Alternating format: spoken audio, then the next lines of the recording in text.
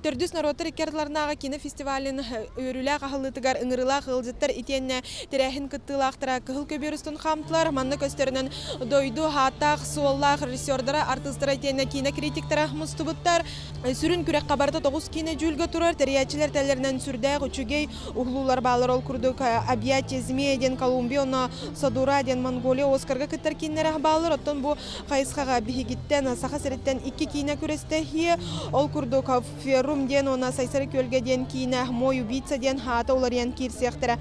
Быйылгы фестиваль сүрүн уратытынан хусран кинонын серге документальный дра хемия саналыктара бу хайысхана салаяр Сардана Савина санатын истехайын.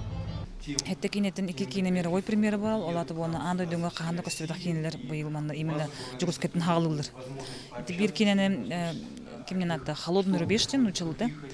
Ян Странбертин режиссер бәйті швед, манна уже кәлін бүгін асада көден кәлбеті.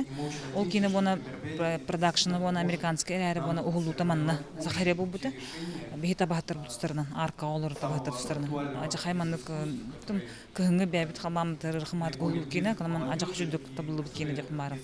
Документальная программа самая интересная кинетнен 24 снега болар. Бу сахасылгыдын туғынан киноне Москва режиссеры устуыт, продюсер Игорь Макаров кино 2 фестивальга кытахына болар.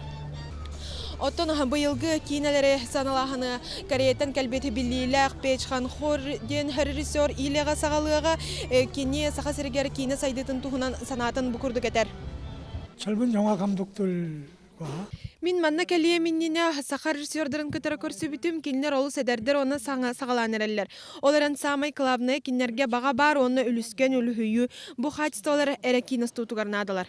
Ман сәрге фестиваль чертетінен регионларға кино сайдыта ден форум әлелияға манна анан Россия субъекттарын 2 хардыларғар бұ хайсқаға сайдыта хамын бұхарыға бігі республика бұд бәхес местаға сылжар. Оттон фестиваль ұстатын тұқары киноне көрі басқа ким бағара сылжан сөп. Мария Дмитриева, Иларин Федоров, Вести.